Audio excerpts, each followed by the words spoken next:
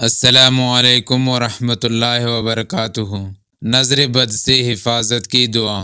نبی کریم صلی اللہ علیہ وسلم کے فرمان کے مطابق جو شخص یہ دعا پڑھے گا اسے نہ کسی انسان اور نہ کسی جن کی نظر بد لگ جائے گی، وہ حاسدوں کی حسد اور کینہ پروروں کی شر سے محفوظ رہے گا۔ اگر کوئی شخص اس کی بدخواہی کرے گا تو یہ نظر بد واپس آئن شخص کو ہی نقصان دے گا۔ نظر بد کی حقیقت۔ اللہ تعالیٰ نے انسانی نگاہوں میں خصوصی تاثیر رکھی ہے۔ یہی نگاہیں کبھی انسان کے لیے اجر و ثواب کا باعث اور کبھی اس کے گناہ کا باعث بنتی ہے۔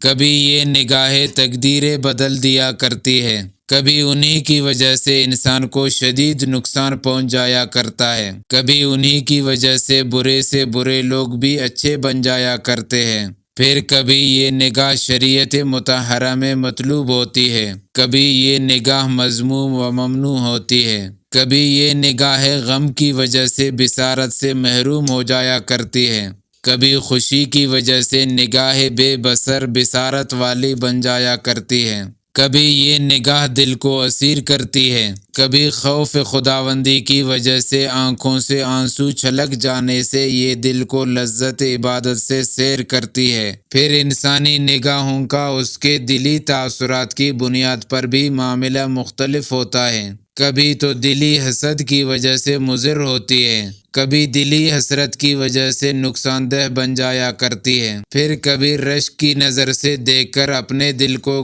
گلزار کرتی ہے، تو کبھی غیظ و غضب کی باعث آگ سے سرخ انگارہ ہوتی ہے۔ پھر انہی نگاہوں کو کبھی نعمت خداوندی پر برا اثر کرنے کی وجہ سے نظر بد کہا جاتا ہے، کبھی نامحرم پر مرکوز و مرتکز کرنے کی وجہ سے اسے بد نظری سے تعبیر کیا جاتا ہے، کبھی یہی نظر گھر بیٹھے حج و عمرہ کے ثواب کا باعث بن جایا کرتی ہے، تو کبھی مسجد میں بیٹھ کر بھی کسی کی غیبت کا باعث بن جایا کرتی ہے۔ غرض نگاہ اللہ تبارک و تعالیٰ کی طرف سے انسان کو عطا کردہ وہ نعمت ہے کہ اگر اسے صحیح طور پر استعمال کیا جائے تو یہ باعث اجر و ثواب اور باعث خیر و برکت ہوتی ہے، اور اگر اسے صحیح استعمال نہ کیا جائے تو یہ نگاہیں انسان کو نقصان پہنچانے میں کوئی کسر نہیں چھوڑتی۔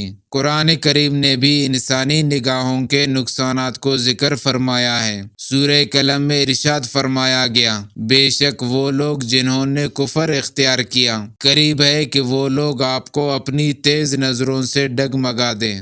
نظر بد کب اثر کرتی ہے؟ حاسد اور عائن یعنی نظر بد لگانے والے کی طرف سے حسد اور نظر بد سے متاثر شخص کے خلاف چلائے گئے نظر کے تیر ہوتے ہیں، جو کبھی اسے لگ جاتے ہیں اور کبھی وہ بچ جاتا ہے۔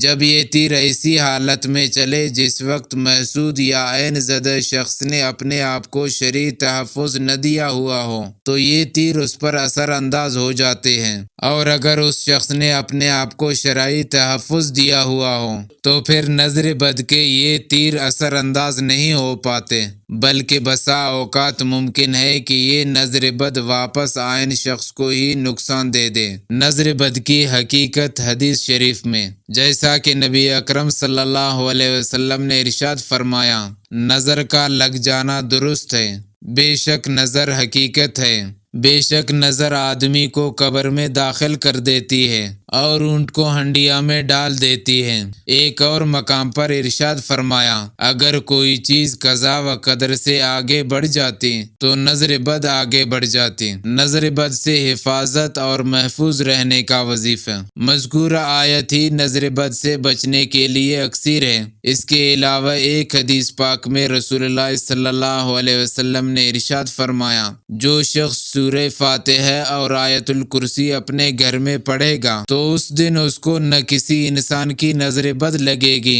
اور نہ کسی جن کی۔